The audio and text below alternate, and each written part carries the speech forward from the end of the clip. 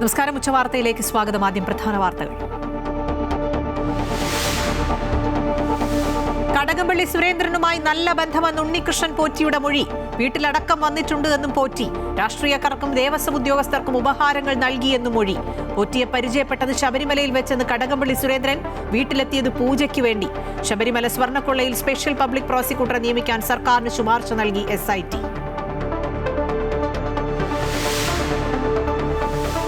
വർഗീയ പ്രസ്താവനയിൽ ഖേദം പ്രകടിപ്പിച്ച് മന്ത്രി സജി ചെറിയാൻ. പ്രസ്താവന പിൻവലിക്കുന്നുവെന്നും വളച്ചൊടിച്ചെന്നും വിശദീകരണം. തിരുത്ത് പാർട്ടി നിർദ്ദേശത്തെ തുടർന്ന്. ജീവിതത്തിലുടനീളം പുലർത്തിയത് മതനിരപേക്ഷ നിലപാടെന്നും മന്ത്രി.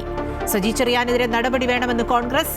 NSS SNDP ഐക്യനീക്കം ചർച്ച ചെയ്യാൻ ആലപ്പുഴയിൽ SNDP യോഗം.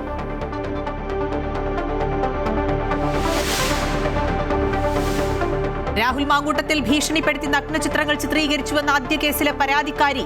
ജാമ്യം നൽകിയാൽ ദൃശ്യങ്ങൾ പരസ്യമാകുമെന്ന് ഭയം. അതിജീവിതയുടെ മൊഴിയുടെ വിശദാംശങ്ങൾ അടക്കം പ്രത്യേക സത്യവാങ്മൂലം സമർപ്പിച്ച അന്വേഷണ സംഘം. കേസ് ഹൈക്കോടതി ഇന്ന് പരിഗണിക്കും.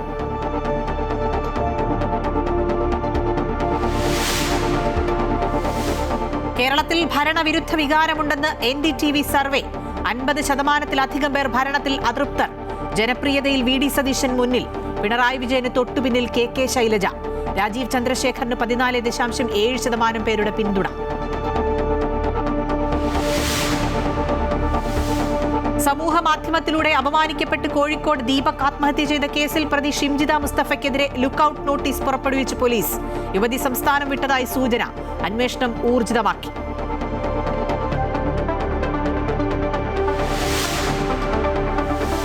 സ്വർണ്ണവില സർവകാല റെക്കോർഡിൽ. ഇന്ന് പവന് 2 തവണയായി കൂടിയത് 5480 രൂപ. 1 പവൻ സ്വർണത്തിന്റെ വില 1,15,320 രൂപ. രൂപയുടെ മൂല്യത്തിലും തകർച്ച. ശബരിമല സ്വർണ്ണക്കൊള്ളയിൽ ഉണ്ണികൃഷ്ണൻ പോറ്റിയുടെ നിർണായക മൊഴി പുറത്തു വന്നിരിക്കുകയാണ്. 2017 മുതൽ കടകംപള്ളിയുമായി ബന്ധമുണ്ട് എന്നും പോറ്റിയുടെ വീട്ടിൽ കടകംപള്ളി വന്നിട്ടുണ്ട് എന്നുമാണ് മൊഴി നൽകിയിട്ടുള്ളത്. എന്നാൽ ഉണ്ണികൃഷ്ണൻ പോറ്റിയുടെ വീട്ടിൽ നിത്യസന്ദർശകനായിരുന്നു എന്ന വാർത്തകൾ തള്ളി കടകംപള്ളി സുരേന്ദ്രനും രംഗത്തെത്തി. ഒറ്റത്തവണ മാത്രമേ പോറ്റിയുടെ വീട്ടിൽ പോയിട്ടുള്ളൂവെന്നും അത് മന്ത്രിയായിരുന്നപ്പോൾ പോലീസ് അകമ്പടിയോടെ ആയിരുന്നുവെന്നും കടകംപള്ളി സുരേന്ദ്രൻ വിശദീകരിച്ചു. പുറത്തുവരുന്ന വാർത്തകൾ രാഷ്ട്രീയ പ്രേരിതമാണെന്നും ഒരു ഭക്തൻ എന്ന നിലയിലാണ് പോറ്റിയുമായുള്ള ബന്ധമെന്നും കടകംപള്ളി വിശദീകരിക്കുന്നു. പോറ്റിയുമായിട്ടുള്ള ബന്ധത്തെ സംബന്ധിച്ച് SIT വിശദമായിട്ട് തന്നെ ചോദിച്ചിരുന്നു. അതുകൊണ്ട് തന്നെ ഞാൻ SITയോട് പോറ്റിയുടെ വീട്ടിൽ ചോദിച്ചോ എന്നതിന്റെ മറുപടി ആയിട്ടല്ല, ഞാൻ SITയോട് ഒരു സന്ദർഭത്തിൽ പോറ്റിയുടെ വീട്ടിൽ പോയ കാര്യം SITയോട് പറഞ്ഞിട്ടുണ്ടായിരുന്നു. വർഷവും തീയതിയും യഥാർത്ഥത്തിൽ അപ്പോഴിപ്പോഴും ഞാൻ ഓർക്കുന്നില്ല. പക്ഷേ എനിക്ക് അന്ന് 3 ഗൺമാൻമാരുണ്ടായിരുന്നു. അതിൽ ഒരു ഗൺമാൻ ആ സന്ദർഭത്തിൽ ആ യാത്രയിൽ എന്നെ അനുഗമിച്ചിരുന്നുവെന്ന് പറയുന്നുണ്ട്. ആ ഗൺമാൻ അത് ഓർക്കുന്നുണ്ട്, അന്ന് പോയ കാര്യം ഓർക്കുന്നുണ്ട്. മറ്റു 2 ഗൺമാൻമാരും അങ്ങനെ പിന്നൊരു സന്ദർഭത്തിൽ അവിടെ പോയതായിട്ട് ഓർക്കുന്നില്ല. ഞാൻ അങ്ങനെ പോയിട്ടില്ല. പോറ്റി പരിചയപ്പെടുന്നത് 2016 മന്ത്രിയായിട്ട് ഞാൻ ദേവസ്വത്തിന്റെ ചുമതല ഏറ്റെടുത്തതിന് ശേഷം നടന്ന ആദ്യത്തെ തീർത്ഥാടന കാലത്ത് ഞാൻ നിരവധി സന്ദർഭങ്ങളിൽ ഞാൻ ശബരിമലയിലും പമ്പയിലും ഒക്കെ പോയിട്ടുണ്ട്. ആ തീർത്ഥാടന കാലം ഏറ്റവും നന്നായിട്ട് നടത്തണമെന്നുള്ള ആഗ്രഹം ഒരു മന്ത്രി എന്നുള്ള നിലയിൽ എനിക്കുള്ളത് കൊണ്ട് തന്നെ ഞാൻ നിരവധി പ്രാവശ്യമാണ് പോയിട്ടുള്ളത്. അതിൽ തീർത്ഥാടന കാലം ആരംഭിക്കുന്ന ദിവസത്തെ അന്നദാനം, അവിടെ നടക്കുന്ന പ്രധാനപ്പെട്ട ചടങ്ങാണ് അന്നദാനത്തിന്റെ ഉദ്ഘാടനം. അല്ലെങ്കിൽ ആദ്യത്തെ അന്നദാനം ചെയ്തുകൊണ്ട്, ഉച്ചയ്ക്കുള്ള അന്നദാനം ചെയ്തുകൊണ്ട് ആ കർമ്മത്തിൽ പങ്കെടുക്കാനായിട്ട് പോറ്റി എന്നെ ക്ഷണിക്കുന്നുണ്ട്. വളരെ സന്തോഷത്തോടു കൂടിയും ഞാൻ ആ ക്ഷണം സ്വീകരിച്ച് ആ ചടങ്ങിൽ ആ പരിപാടിയിൽ പങ്കെടുക്കുന്നുണ്ട്. അങ്ങനെയാണ് ഈ വാർത്തയുടെ വിശദാംശങ്ങൾ തിരുവനന്തപുരത്ത് നിന്ന് അൻഫിലിറ്റ് ഡിസൂസ നൽകും. അൻഫിലിറ്റ്, വളരെ പ്രധാനപ്പെട്ട മൊഴി ആണ് ഈ കടകംപള്ളി സുരേന്ദ്രനെതിരെ ഇപ്പോൾ പോറ്റി നൽകിയിട്ടുള്ളത്. പക്ഷേ ഒരു തവണ പോയിട്ടുണ്ട് എന്ന് കടകംപള്ളി സമ്മതിക്കുമ്പോഴും പോറ്റിയുമായി വേറൊരു തരത്തിലുള്ള ബന്ധം ഇല്ല എന്ന് പറയുകയാണ്. പക്ഷേ നേരത്തെ തന്നെ BJPയും ഒപ്പം കോൺഗ്രസും അടക്കം വലിയ ആരോപണം കടകംപള്ളിക്കെതിരെ ഈ കേസുമായി ബന്ധപ്പെട്ട് ഉയർത്തിയിരുന്നതുമാണല്ലോ. അതെ അഖില, തീർച്ചയായും. കാരണം ഉണ്ണികൃഷ്ണൻ പോറ്റിയുമായി ബന്ധപ്പെട്ടും ശബരിമലയുമായി ബന്ധപ്പെട്ടുമൊക്കെയുള്ള ശബരിമല സ്വർണ്ണക്കൊള്ളയുമായി ബന്ധപ്പെട്ട് ഓരോ തവണയും വിവരങ്ങൾ കൂടുതൽ വിശദാംശങ്ങൾ പുറത്തു വരുമ്പോഴൊക്കെയും സംശയത്തിന്റെ നിഴലിലകപ്പെടുന്നത് കടകംപള്ളി സുരേന്ദ്രൻ, മുൻ ദേവസ്വം മന്ത്രിയായിരുന്ന കടകംപള്ളി സുരേന്ദ്രൻ തന്നെയാണ്. ഓരോ തവണയും അദ്ദേഹത്തിന്റെ പേരുകൾ ഇതിലേക്ക് വരുന്നു, അദ്ദേഹത്തിലേക്കുള്ള അറസ്റ്റ് നീങ്ങുന്നു, അദ്ദേഹത്തിൽ ചോദ്യം ചെയ്യുന്നു അടക്കമുള്ള വാർത്തകളൊക്കെ വരുന്നു. എല്ലാ കണ്ണുകളും നിരീക്ഷിക്കുന്നതും എല്ലാ കണ്ണുകളും കാത്തിരിക്കുന്നതും കടകംപള്ളി സുരേന്ദ്രനിലേക്ക് എപ്പോഴാകും അന്വേഷണ സംഘം എത്തുക എന്നുള്ളതാണ്. അതിനെ സാധൂകരിക്കുന്ന രീതിയിലുള്ള മൊഴികളാണ് ഇന്ന് പുറത്തു വന്നത്. അതായത് ഉണ്ണികൃഷ്ണൻ പോറ്റി, ഇതിലെ ഏറ്റവും പ്രധാന പ്രതിയായ ഉണ്ണികൃഷ്ണൻ പോറ്റി, അദ്ദേഹത്തിന്റെ മൊഴി, അദ്ദേഹം SITക്ക് ഉണ്ണികൃഷ്ണൻ പോറ്റി നൽകിയ മൊഴി എന്ന് പറയുന്നത് കടകംപള്ളി സുരേന്ദ്രൻ, ദേവസ്വം മന്ത്രിയായിരുന്ന കടകംപള്ളി സുരേന്ദ്രനുമായി തനിക്ക് നല്ല ബന്ധമായിരുന്നു. കടകംപള്ളി സുരേന്ദ്രൻ തന്റെ വീട്ടിൽ വരുമായിരുന്നു, ഉപഹാരങ്ങൾ നൽകുകയും ഉപഹാരങ്ങൾ വാങ്ങുകയും ഒക്കെ ചെയ്തിരുന്നു എന്ന രീതിയിലുള്ള ഏറ്റവും പ്രധാനപ്പെട്ട ഒരു മൊഴിയാണ് ഉണ്ണികൃഷ്ണൻ പോറ്റി SITക്ക് നൽകിയെന്ന രീതിയിൽ പുറത്തു വരുന്നു.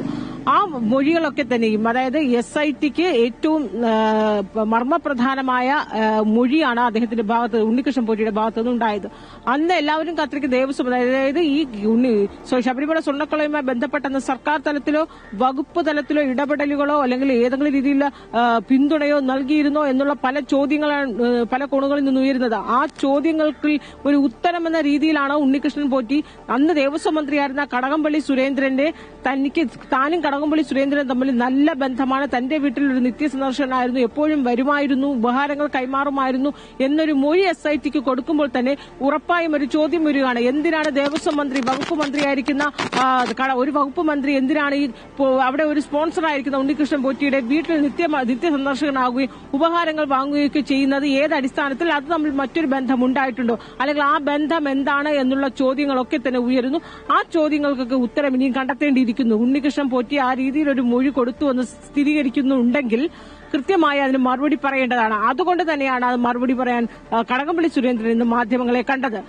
നമുക്കറിയാം, ഈ വിഷയമുണ്ടായിരുന്ന കാലം മുതൽ തന്നെ കടകംപള്ളി സുരേന്ദ്രൻ ഇങ്ങനെ ഒരു വാർത്താ സമ്മേളനം വിളിച്ചു വരുത്തി ഈ വിഷയത്തിൽ മാധ്യമങ്ങളെ കണ്ടിരുന്നില്ല. അല്ലാതെ അദ്ദേഹത്തെ ഏതെങ്കിലും പരിപാടിയിൽ കാണുമ്പോൾ മാധ്യമങ്ങൾ പ്രതികരണം ആരായുമ്പോൾ അതൊരു പ്രതികരണം മാത്രമായി മാറുന്നു. ഒന്നോ രണ്ടോ വരികളിൽ ഒതുക്കി പ്രതികരിക്കുക എന്നതിനപ്പുറത്തേക്ക് അദ്ദേഹം ഇത് കേസാണ്, കോടതിയുടെ നിരീക്ഷണത്തിൽ അല്ലെങ്കിൽ SITയുടെ അന്വേഷിച്ചുകൊണ്ടിരിക്കുന്ന ഒരു കേസായതിനാൽ അതിന്റെ വിശദാംശങ്ങൾ പറയാൻ സാധ്യമല്ല എന്ന് പറഞ്ഞാണ് എല്ലാ തവണയും കടകംപള്ളി സുരേന്ദ്രൻ ഒഴിവാക്കിയിരുന്നത്. പക്ഷേ ഇപ്പോൾ ഒരു ഏറ്റവും പ്രധാനമായ മൊഴി പുറത്തു വന്നൊരു സാഹചര്യത്തിൽ അത് വിശദീകരിക്കേണ്ട ഒരു ബാധ്യത അദ്ദേഹത്തിനുണ്ട്. അതുകൊണ്ടാണ് ഇന്ന് അദ്ദേഹം മാധ്യമങ്ങളെ കാണാൻ സമ്മതിക്കുകയും വിശദമായി തന്നെ തനിക്ക് പറയാനുള്ളതൊക്കെ പറയുകയും ചെയ്തു. അതിൽ അദ്ദേഹം പറയുന്ന ഏറ്റവും പ്രധാനപ്പെട്ടത് തന്റെ വീട്ടിൽ പോറ്റിയുടെ വീട്ടിൽ താൻ നിത്യസന്ദർശകനായിരുന്നു. ആ വാർത്ത പൂർണ്ണമായി അദ്ദേഹം തള്ളുകയാണ്. അത് അടിസ്ഥാനരഹിതമാണ്. അങ്ങനെ ഒരു മൊഴി വരേണ്ട ഒരു സാഹചര്യമില്ല എന്ന് പറയുന്നു. കാരണം താൻ ഒരേ ഒരു തവണ മാത്രമേ ഉണ്ണികൃഷ്ണൻ പോറ്റിയുടെ വീട്ടിൽ പോയിട്ടുള്ളൂ. അതന്ന് താൻ ദേവസ്വം മന്ത്രി ആയിരുന്ന കാലത്ത്. അത് രഹസ്യമായി പോയതല്ല, പോലീസ് അകമ്പടിയോടുകൂടി തന്നെയാണ് പോയത്. അത് പരിശോധിക്കാമെന്ന് അദ്ദേഹം പറയുന്നു. ഒരൊറ്റ തവണ അവിടെ ആ വീട്ടിലൊരു കുഞ്ഞിന്റെ ചടങ്ങുമായി ബന്ധപ്പെട്ടാണ് എന്നാണ് അദ്ദേഹം പറയുന്നത്. കാരണം നേരത്തെ പോറ്റിയുടെ വീട്ടിൽ കുഞ്ഞിന്റെ ചടങ്ങുമായി ബന്ധപ്പെട്ട് അവിടെ പോയിരുന്നു എന്നത് നേരത്തെ തന്നെ പുറത്തു വന്ന വാർത്തയാണ്. പക്ഷെ ആ സമയത്തൊക്കെ തന്നെ ഈ കടകംപള്ളി സുരേന്ദ്രൻ തനിക്കത് അറിയില്ല, ഓർമ്മയില്ല എന്ന രീതിയിലൊക്കെ തനിക്കൊരു ബന്ധമില്ല എന്ന് പറയുകയോ അല്ലെങ്കിൽ അതിന് കൃത്യമായ പ്രതികരണം നൽകാതെയൊക്കെ അദ്ദേഹം മാറി നിൽക്കുകയായിരുന്നു. എന്നാൽ ഇത് നിത്യസന്ദർശകനാണ് എന്ന വാർത്ത പുറത്തു വന്നതോടുകൂടിയാണ് അത് വ്യക്തത വരുത്താനായി ഇന്ന് അദ്ദേഹം മാധ്യമങ്ങളെ കണ്ടപ്പോഴാണ് ഒരേ ഒരു തവണയെ താൻ പോയിട്ടുള്ളൂ. അതിനപ്പുറത്തേക്ക് ചില ചിത്രങ്ങൾ അദ്ദേഹവുമായി ബന്ധപ്പെട്ട് പുറത്തു വന്നിട്ടുണ്ട്. അതിൽ ഏറ്റവും പ്രധാനപ്പെട്ട ചിത്രം എന്ന് പറയുന്നത് ബംഗളൂരുവിൽ പോകുമ്പോൾ അത് വിമാനത്താവളത്തിൽ വെച്ച് ഉണ്ണികൃഷ്ണൻ പോറ്റിയും ഈ കടകംപള്ളി സുരേന്ദ്രൻ തമ്മിൽ ഒരുമിച്ചിരിക്കുന്ന ചിത്രമൊക്കെ പുറത്തു വന്നിരുന്നു. അങ്ങനെ വരുന്ന ഒരു ചിത്രം, കാരണം ഈ കടകംപള്ളി സുരേന്ദ്രൻ പറയുന്നത് ഒരു ഭക്തൻ എന്ന നിലയിൽ മാത്രമേ തനിക്ക് ഇയാളെ അറിയാവൂ. അന്ന് ഇയാൾ ഒരു ഭക്തനാണ്, ഇന്ന് അദ്ദേഹം പ്രതിയാണ്. പക്ഷെ ഇന്നത്തെ പോറ്റി ആയിരുന്നില്ല അന്ന് 2016 ദേവസ്വം മന്ത്രി ആയിരുന്ന കാലത്ത് താൻ കണ്ടത്. ആ സമയത്ത് ഇദ്ദേഹത്തെ ആദ്യമായി കാണുന്നത് അവിടെ അന്നദാനവുമായി ബന്ധപ്പെട്ട ഒരു ചടങ്ങിലാണ്. ഈ ശബരിമലയിൽ താൻ എപ്പോഴൊക്കെ അതുമായി ബന്ധപ്പെട്ട ചടങ്ങുകൾ കാണുമ്പോൾ അവിടെയൊക്കെ പോറ്റിയെ താൻ കണ്ടിട്ടുണ്ട്. ഒരു ഭക്തൻ എന്ന നിലയിൽ അല്ലെങ്കിൽ അവിടെ ഒരു ഈ കാര്യങ്ങളൊക്കെ അന്നദാനം ഉൾപ്പെടെയുള്ള ചടങ്ങുകളും കാര്യങ്ങളൊക്കെ മേൽനോട്ടം വഹിക്കുന്ന ഒരു വ്യക്തി എന്നതിനപ്പുറത്തേക്ക് തനിക്ക് യാതൊരു ബന്ധവുമില്ല. എല്ലാവരെയും ചേർത്ത് നിൽക്കുന്ന ഒരു സ്വഭാവമാണ് തനിക്കുള്ളത്. അങ്ങനെയാണ് വിമാനത്താവളത്തിൽ വെച്ച് കണ്ടപ്പോൾ ആകസ്മികമായി ഇദ്ദേഹത്തെ കാണുന്നു, അവിടെ വെച്ചൊരു ചിത്രം എടുക്കുന്നു എന്നതിനപ്പുറത്തേക്ക് അതൊരു രഹസ്യമായ അല്ലെങ്കിൽ ആ കൂടിക്കാഴ്ചയ്ക്ക് ദുരൂഹതയോ ഇല്ല എന്ന് കടകംപള്ളി പറഞ്ഞൊഴിയുകയാണ്. അത് താൻ പരിചയമുള്ള ആരെ എവിടെ വെച്ച് കണ്ടാലും ചേർത്ത് നിർത്തുന്ന ഒരു സ്വഭാവമുണ്ട്. ആ സ്വഭാവമാണ് ഇപ്പോൾ തനിക്ക് തിരിച്ചടിയായി വന്നിരിക്കുന്നത് എന്നൊരു വിശദീകരണമാണ് അദ്ദേഹം അതിൽ നൽകുന്നത്. പൂർണ്ണമായി ഉണ്ണികൃഷ്ണൻ പോറ്റിയുമായുള്ള എല്ലാ പുറത്തു വരുന്ന ദുരൂഹതകളോ അല്ലെങ്കിൽ പുറത്തു വരുന്ന സംശയത്തിന്റെ ചോദ്യങ്ങളും മുനകളൊക്കെ തന്നെ അദ്ദേഹം തള്ളുകയാണ്. അത്തരത്തിൽ യാതൊരു ബന്ധവും തനിക്കില്ല. ശരി, അൻഫ്രിഡ് ഡിസൂസയാണ് വിശദാംശങ്ങൾ നൽകിയത്. കടകംപള്ളി സുരേന്ദ്രനുമായുള്ള ബന്ധം കുറച്ച് ആഴത്തിലുള്ളതാണ് എന്നാണ് പോറ്റിയുടെ മൊഴിയിൽ നിന്ന് പുറത്തു വരുന്നതെന്നാണ് മനസ്സിലാക്കുന്നത്. പക്ഷേ കടകംപള്ളി സുരേന്ദ്രൻ അത് തള്ളുകയാണ്. ഏതായാലും അന്വേഷണം അതിന്റെ രീതിയിൽ നടക്കട്ടെ എന്ന് കടകംപള്ളി സുരേന്ദ്രൻ പറയുകയാണ്. അന്വേഷണം പുരോഗമിക്കുമ്പോഴായിരിക്കും ഇതുമായി ബന്ധപ്പെട്ട കൂടുതൽ വിവരങ്ങൾ പുറത്തു വരിക. ശബരിമല സ്വർണ്ണക്കൊള്ളയിൽ പുറത്തുവരുന്ന പോറ്റിയുടെ വെളിപ്പെടുത്തലുകൾ നിർണായകമാണ് എന്ന് രമേശ് ചെന്നിത്തല. പോറ്റിയും കടകംപള്ളിയും തമ്മിലുള്ള ബന്ധം കൂടുതൽ വെളിവാകുന്നുവെന്നും എന്തുകൊണ്ട് കടകംപള്ളിയെ ചോദ്യം ചെയ്യുന്നില്ല എന്നും ചെന്നിത്തല ചോദിച്ചു. അന്താരാഷ്ട്ര കേസാണെന്ന സംശയത്തിൽ ഉറച്ചു നിൽക്കുന്നുവെന്നും അദ്ദേഹം പറഞ്ഞു. ഇപ്പൊ തന്നെ കാര്യങ്ങൾ വ്യക്തമായല്ലോ. കടകംപള്ളി സുരേന്ദ്രൻ നിത്യ സന്ദർശകനായിരുന്നു പോറ്റിയുടെ വീട്ടിൽ നിന്ന്. അപ്പൊ കൂടുതൽ കാര്യങ്ങൾ പുറത്ത് വന്നുകൊണ്ടിരിക്കുകയാണ്. ഞങ്ങൾ പറഞ്ഞതെല്ലാം ശരിയാണെന്ന് വന്നുകൊണ്ടിരിക്കുന്നു. ശബരിമലയിൽ നിന്ന് സ്വർണ്ണപ്പാളി മുഴുവൻ കട്ടളയും കഥ ഉൾപ്പെടെയുള്ളത് അടിച്ചുകൊണ്ടുപോയി. അതെവിടെയാണെന്ന് ഇതുവരെ കണ്ടെത്തിയിട്ടില്ല. ആളുകളെ അറസ്റ്റ് ചെയ്തത് മാത്രമല്ലോ പ്രശ്നം. തൊണ്ടി മുതൽ എവിടെ? ഈ സ്വർണം എവിടെ? ഞാൻ നേരത്തെ സൂചിപ്പിച്ചത് ശരിയാണെന്ന് ഓരോ ദിവസം കഴിയും തോറും പുറത്തു വരികയാണ്. ഇത് അന്തർദേശീയ മാർക്കറ്റിലേക്ക് പോയിട്ടുണ്ട് എന്നുള്ള എൻ്റെ സംശയം ഇപ്പോഴും ബലപ്പെടുകയാണ്. ഇത് ആൻറ്റിക്സായി വൻതോതിൽ പണം വാങ്ങി ഇത് വിദേശത്തേക്ക് കടത്തിയെന്നുള്ള ആരോപണം സത്യമായിക്കൊണ്ടിരിക്കുന്ന സന്ദർഭമാണ്. കടകംപള്ളി സുരേന്ദ്രൻ എന്തുകൊണ്ട് ചോദ്യം ചെയ്യുന്നില്ല? ഇപ്പം തന്നെ അദ്ദേഹത്തിൻ്റെ അയൽവാസി പറഞ്ഞിരിക്കുന്നു, അദ്ദേഹം ഇവിടെ നിത്യസന്ദർശകനായിരുന്നു, എപ്പോഴും ഇവിടെ വരുമായിരുന്നു, പോറ്റിയുമായിട്ട് ഏറ്റവും അടുത്ത ബന്ധമുണ്ടായിരുന്നു. എന്തുകൊണ്ട് അദ്ദേഹത്തെ ചോദ്യം ചെയ്യുന്നില്ല? ശബരിമല സ്വർണ്ണക്കൊള്ളയിൽ മുഖ്യപ്രതി ഉണ്ണികൃഷ്ണൻ പോറ്റിക്ക് ജാമ്യം. കൊല്ലം വിജിലൻസ് കോടതിയാണ് ഉപാധികളോടെ ജാമ്യം അനുവദിച്ചത്. ദ്വാരപാലക കേസിലാണ് ഉണ്ണികൃഷ്ണൻ പോറ്റിക്ക് ഇപ്പോൾ ജാമ്യം ലഭിച്ചത്. അതേസമയം മുരാരി ബാബുവിന്റെ ജാമ്യാപേക്ഷയും കോടതി ഇന്ന് പരിഗണിച്ചു. സുധീഷ് കുമാർ ചേരുന്നുണ്ട് കൂടുതൽ വിവരങ്ങളുമായി. സുധീഷ്, കുറ്റപത്രം സമർപ്പിക്കാത്തൊരു കേസായതുകൊണ്ട് തന്നെ സ്വാഭാവികമായും 90 ദിവസം കഴിഞ്ഞാൽ ജാമ്യത്തിന് അർഹതയുണ്ടായിരുന്നല്ലോ ഉണ്ണികൃഷ്ണൻ പോറ്റിക്ക്. അത്തരത്തിലാണോ ഈ കേസുമായി ബന്ധപ്പെട്ട് ജാമ്യം ലഭിക്കുന്നത്? മുരാരി ബാബുവുമായി ബന്ധപ്പെട്ട കേസിൽ എന്താണ് കോടതിയുടെ തീരുമാനം?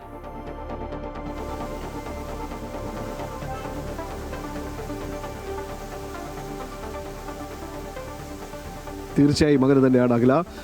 ഈ ശബരിമല സ്വർണ്ണക്കൊള്ളയിലെ മുഖ്യ പ്രതി കൂടിയായ ഉണ്ണികൃഷ്ണൻ പോറ്റിക്ക് ജാമ്യം അനുവദിച്ച് കൊല്ലം വിജിലൻസ് കോടതി ഇപ്പോൾ ഉത്തരവ് പുറപ്പെടുവിച്ചിരിക്കുന്നു.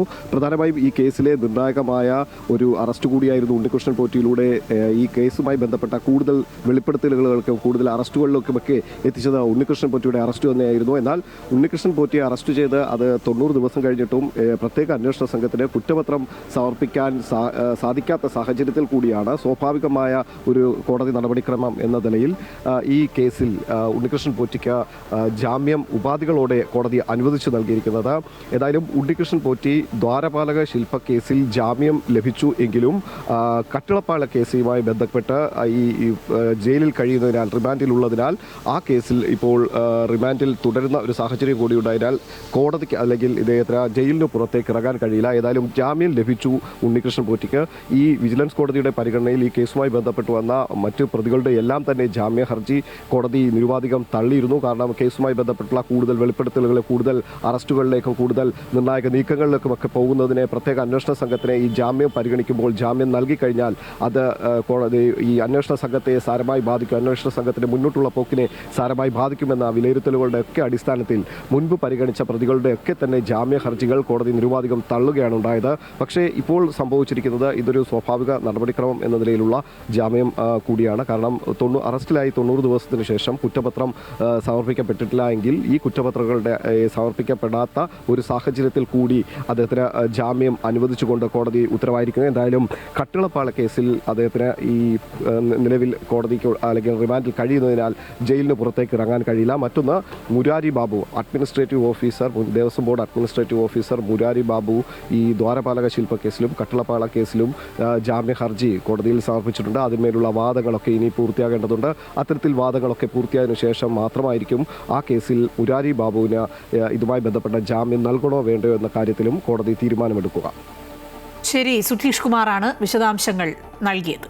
ശബരിമല സ്വർണ്ണക്കൊള്ള കേസിൽ പിടിച്ചെടുത്ത രേഖകളുടെ സൂക്ഷ്മ പരിശോധനയ്ക്കൊരുങ്ങി ഇ.ഡി. കണ്ടെത്തിയതിൽ വ്യാജരേഖകളുമുണ്ടെന്ന സംശയത്തിലാണ് ഇ.ഡിയുടെ നീക്കം. SIT കൈമാറിയ രേഖകളും വിശദമായി പരിശോധിക്കും. പിടിച്ചെടുത്ത ഇലക്ട്രോണിക് ഉപകരണങ്ങളും ശാസ്ത്രീയ പരിശോധനകൾക്ക് വിധേയമാക്കും. വിവരങ്ങൾ ക്രോഡീകരിച്ചതിന് ശേഷം അന്വേഷണത്തിന്റെ അടുത്ത ഘട്ടത്തിലേക്ക് കടക്കാനാണ് നീക്കം.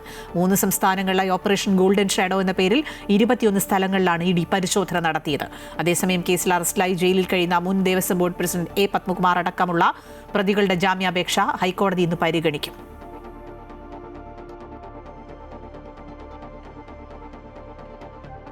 സന്നിധാനത്തെ SIT പരിശോധന ഇന്നും തുടരും. കഴിഞ്ഞ ദിവസം സ്ട്രോങ് റൂമിലുള്ള ശ്രീകോവിലിന്റെ പഴയ വാതിൽപ്പാളികൾ പരിശോധിച്ചിരുന്നു. ഇന്ന് അതിൽ നിന്ന് സാമ്പിളുകൾ ശേഖരിക്കും. ശ്രീകോവിലിന് ചുറ്റുമുള്ള സ്വർണ്ണപ്പാളികൾ സംബന്ധിച്ചും പരിശോധനയുണ്ടാകും. കണ്ണൻ ദേവ് ചേരുകയാണ് വിവരങ്ങളുമായി. കണ്ണൻ, ഇന്നലെ SIT ശബരിമലയിൽ പരിശോധന സ്ട്രോങ് റൂമിലുള്ള വാതിലുകളെ സംബന്ധിച്ചുള്ള പരിശോധനകളിലായിരുന്നു. ഇന്നിപ്പോൾ പരിശോധന ഏത് ഘട്ടത്തിലാണ്? മറ്റു വിവരങ്ങൾ?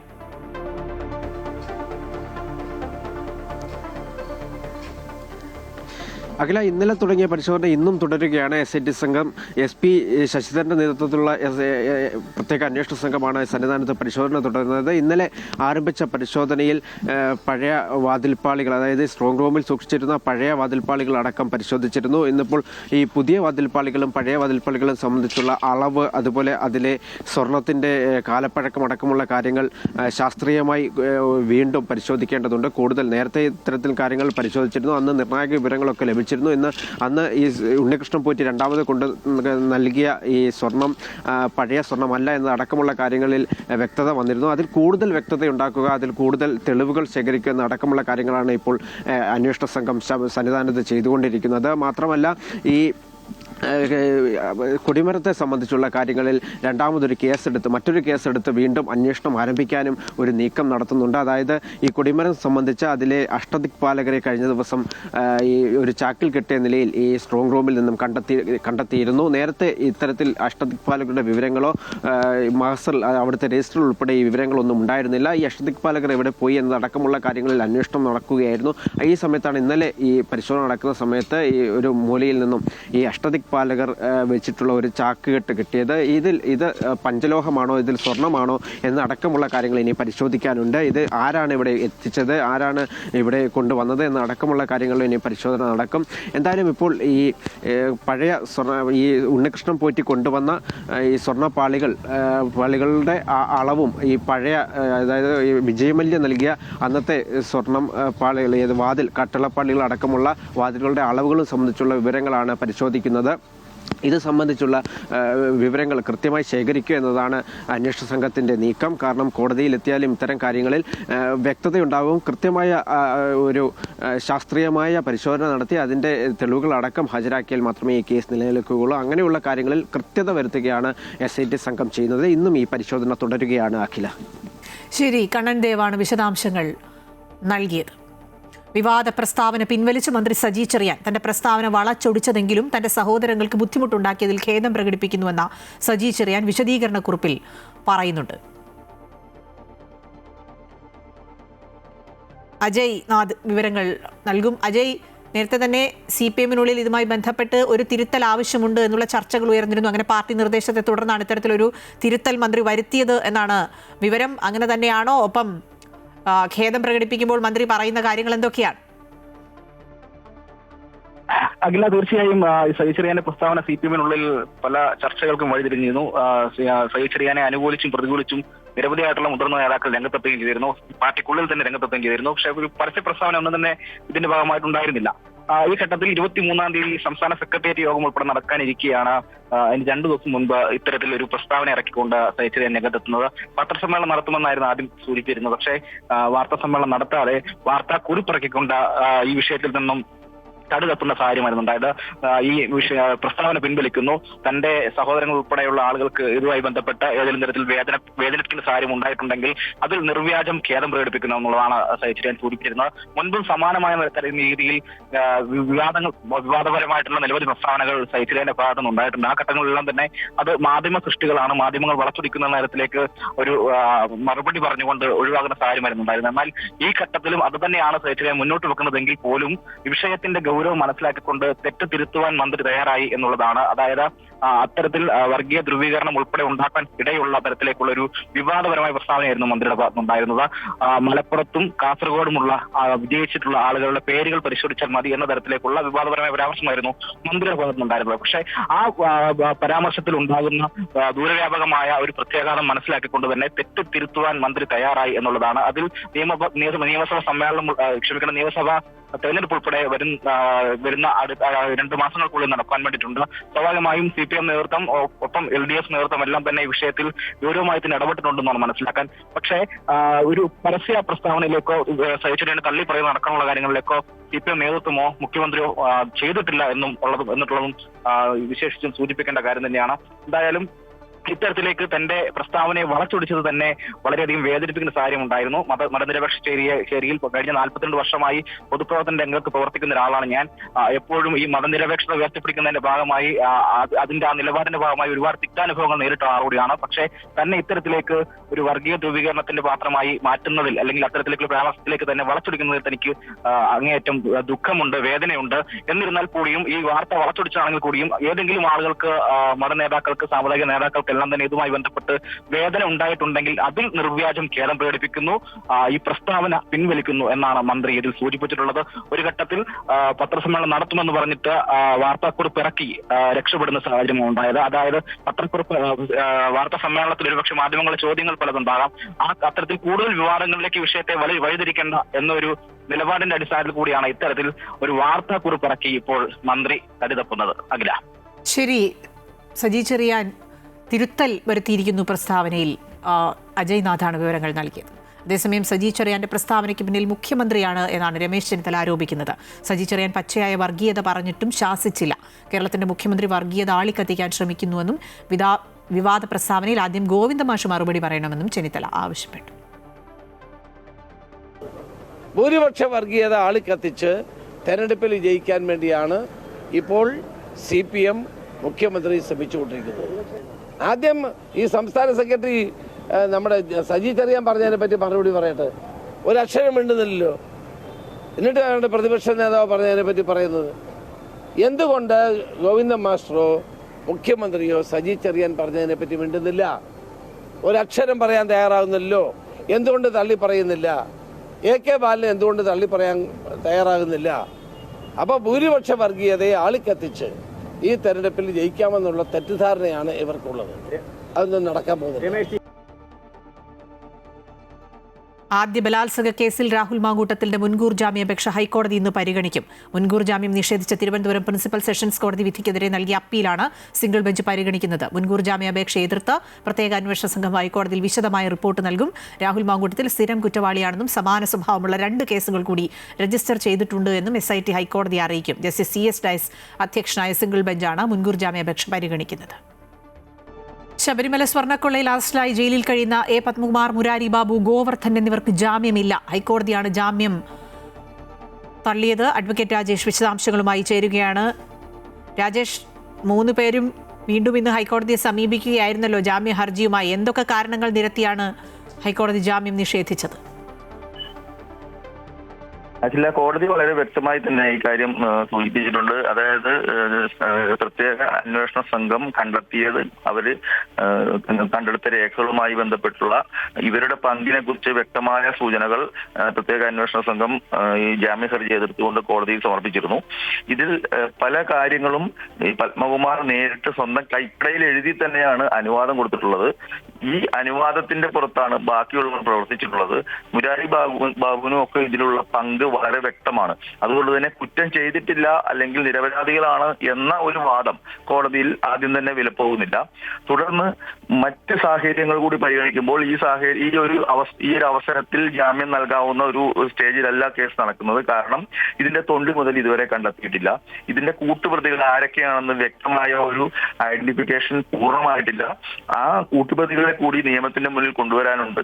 പലപ്പോഴും കോടതി നിർബന്ധിക്കുമ്പോഴാണ് അല്ലെങ്കിൽ കോടതി വിമർശിക്കുമ്പോഴാണ് ചില പ്രതികളെങ്കിലുമൊക്കെ അറസ്റ്റ് ചെയ്തിട്ടുള്ളത്. ഈ സാഹചര്യത്തിൽ ശരിയായ യഥാർത്ഥ പ്രതികൾ, ഒന്നാമത് ഈ കൊള്ളയുടെ ആഴം എത്രയാണെന്ന് ഇപ്പോഴും പൂർണ്ണമായും തിട്ടപ്പെടുത്താനായിട്ടില്ല.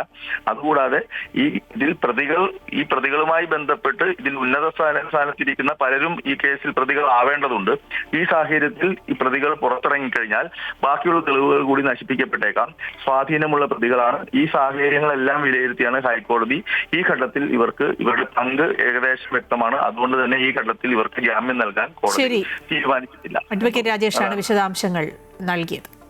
നിയമസഭാ തെരഞ്ഞെടുപ്പിൽ സംസ്ഥാനത്ത് UDF-ന് അനുകൂല സാഹചര്യമെന്ന് NDTV സർവേ. കേരളത്തിൽ ഭരണവിരുദ്ധ വികാരമുണ്ടെന്ന് സർവേ പറയുന്നു. UDF 32% വോട്ട് നേടുമെന്നാണ് സർവേ ഫലം. LDF-ന് 29%, BJP-ക്ക് 19% വോട്ട് ലഭിക്കുമെന്ന് സർവേ വ്യക്തമാക്കുന്നു. സംസ്ഥാനത്ത് 50% ജനങ്ങൾ ഭരണത്തിൽ അതൃപ്തി പ്രകടിപ്പിക്കുന്നുവെന്നാണ് NDTV-യുടെ സർവേ ഫലം. ഭരണം വളരെ മോശം എന്ന് പറയുന്നത് 31% ആളുകളാണ്. മോശം എന്ന് പറയുന്നത് 20%. 40% ആളുകൾ ഭരണം നല്ലതെന്നും അഭിപ്രായപ്പെടുന്നു. 22% പേർ VD സതീശന് പിന്തുണ നൽകുന്നു. മുഖ്യമന്ത്രി പിണറായി വിജയനെ 18%, KK ശൈലജയെ 16% പേരുമാണ് അനുകൂലിക്കുന്നത്. സർവേയിൽ ശശി തരൂറിന് 9.8% പേരുടെ പിന്തുണയുണ്ട്. BJP സംസ്ഥാന അധ്യക്ഷൻ രാജീവ് ചന്ദ്രശേഖറിന് 14.5% പേരുടെ പിന്തുണയാണ് ഉള്ളത്. വോട്ട് വിഹിതത്തിലും UDF-ന് മുൻതൂക്കമുണ്ടാകുമെന്നും സർവേ പറയുന്നു. UDF-ന് 32.7%, LDF-ന് 29.3%, NDA-ക്ക് 19.8% വോട്ട് വിഹിതം.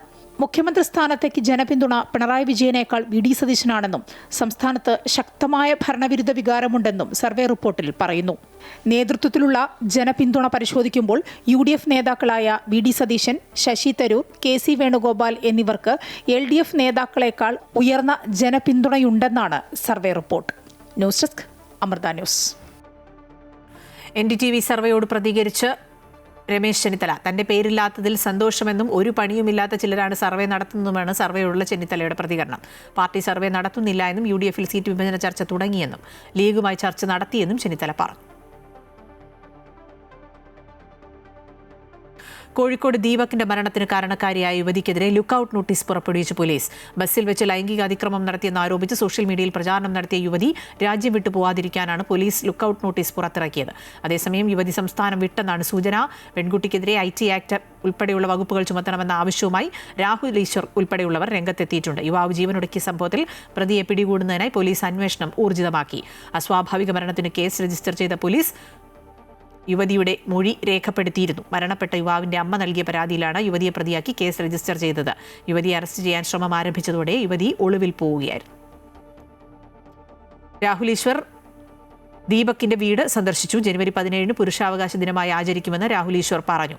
ദീപകിന്റെ കുടുംബത്തിന് 3,17,000 രൂപ നൽകി. പുരുഷന്മാർക്കും കൗൺസിലിംഗിന് നിയമസഹായം നൽകാൻ ഡിജിറ്റൽ സംവിധാനം ആരംഭിക്കുമെന്നും ദീപകിനെതിരെ വീഡിയോ പ്രചരിപ്പിച്ച പെൺകുട്ടിക്കെതിരെ നടപടിയെടുക്കണമെന്നും രാഹുൽ ഈശ്വർ ആവശ്യപ്പെട്ടു.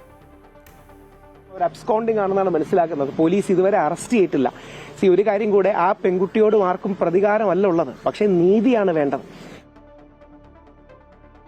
ആദ്യ ബലാത്സംഗ കേസിൽ രാഹുൽ മാങ്കൂട്ടത്തിന്റെ മുൻകൂർ ജാമ്യാപേക്ഷ ഹൈക്കോടതി ഇന്ന് പരിഗണിക്കും. മുൻകൂർ ജാമ്യം നിഷേധിച്ച തിരുവനന്തപുരം പ്രിൻസിപ്പൽ സെഷൻസ് കോടതി വിധിക്കെതിരെ നൽകിയ അപ്പീലാണ് സിംഗിൾ ബെഞ്ച് പരിഗണിക്കുന്നത്. മുൻകൂർ ജാമ്യാപേക്ഷ എതിർത്ത് പ്രത്യേക അന്വേഷണ സംഘം ഹൈക്കോടതിയിൽ വിശദമായ റിപ്പോർട്ട് നൽകും. രാഹുൽ മാങ്കൂട്ടത്തിൽ സ്ഥിരം കുറ്റവാളിയാണെന്നും സമാന സ്വഭാവമുള്ള 2 കേസുകൾ കൂടി രജിസ്റ്റർ ചെയ്തിട്ടുണ്ടെന്നും SIT കോടതിയെ അറിയിക്കും. ജസ്റ്റിസ് CS ഡയസ് അധ്യക്ഷനായ സിംഗിൾ ബെഞ്ചാണ് മുൻകൂർ ജാമ്യാപേക്ഷ പരിഗണിക്കുന്നത്. അതേസമയം രാഹുൽ മാങ്കൂട്ടത്തിൽ ഭീഷണിപ്പെടുത്തി നഗ്നചിത്രങ്ങൾ ചിത്രീകരിച്ചുവെന്ന് ആദ്യ കേസിലെ പരാതിക്കാരി പറയുന്നു. ജാമ്യം നൽകിയാൽ ദൃശ്യങ്ങൾ പരസ്യമാകുമെന്ന ഭയമുണ്ട്. അതിജീവിതയുടെ മൊഴിയുടെ വിശദാംശങ്ങളടക്കം പ്രത്യേക സത്യവാങ്മൂലമാണ് അന്വേഷണ സംഘം കോടതിയിൽ സമർപ്പിച്ചിട്ടുള്ളത്. സ്വർണ്ണവിലയിൽ ഇന്ന് രണ്ടാമതും കുതിപ്പ്. പവന് 1,800 രൂപ ഇന്ന് 11 മണിയോടെ കൂടി. 2 തവണയായി 5,480 രൂപയാണ് വർദ്ധിച്ചത്. 1,15,320 രൂപയാണ് ഒരു പവന്റെ ഇപ്പോഴത്തെ വില. രാവിലെ വിപണി തുടങ്ങിയപ്പോൾ തന്നെ 3,680 രൂപ പവന് കൂടിയിരുന്നു. 1,13,029 രൂപയിലാണ് വ്യാപാരം ആരംഭിച്ചത്. ഒറ്റ ദിവസം ഇത്രയും ഉയർന്ന വില വരുന്നത് സമീപകാലത്ത് ഇതാദ്യമായാണ്. ഡോളറിന്റെ മൂല്യത്തിലുണ്ടാകുന്ന ഇടിവിന് പിന്നാലെ രാജ്യാന്തര വിപണിയിൽ സ്വർണ്ണവില കുതിച്ചു കയറുന്നതും സുരക്ഷിത നിക്ഷേപം എന്ന നിലയിൽ സ്വർണ്ണത്തിലേക്ക് കൂടുതൽ ആളുകൾ എത്തുന്നതുമാണ് വില കടിഞ്ഞാണില്ലാതെ കൂടുന്നതിന് കാരണം. കഴിഞ്ഞ വർഷം ഡിസംബർ 23-നാണ് സ്വർണ്ണവില 1 ലക്ഷം കടന്നത്. ബഹിരാകാശ രംഗത്തെ ഐതിഹാസിക വനിതകളിൽ ഒരാളായ ഇന്ത്യൻ വംശജ സുനിത വില്യംസ് അമേരിക്കൻ ബഹിരാകാശ ഏജൻസിയായ നാസയിൽ നിന്ന് വിരമിച്ചു. 27 വർഷം നീണ്ടുനിന്ന തിളക്കമാർന്ന ഔദ്യോഗിക ജീവിതത്തിന് ശേഷമാണ് വിരമിക്കൽ. അന്താരാഷ്ട്ര ബഹിരാകാശ നിലയത്തിൽ 3 ദൗത്യങ്ങളിലായി 608 ദിവസം സുനിത ചെലവഴിച്ചിട്ടുണ്ട്. 2006-ലായിരുന്നു സുനിത വില്യംസിന്റെ കന്നി അന്താരാഷ്ട്ര ബഹിരാകാശ നിലയത്തിലേക്കുള്ള യാത്ര. അന്താരാഷ്ട്ര ബഹിരാകാശ നിലയത്തിലേക്ക് 1-ലധികം തവണ സഞ്ചരിച്ച് റെക്കോർഡുകൾ സൃഷ്ടിച്ച സുനിത വില്യംസ് 1983-ൽ US നേവൽ അക്കാദമിയിൽ ചേർന്നതാണ് ജീവിതത്തിൽ വഴിത്തിരിവായത്.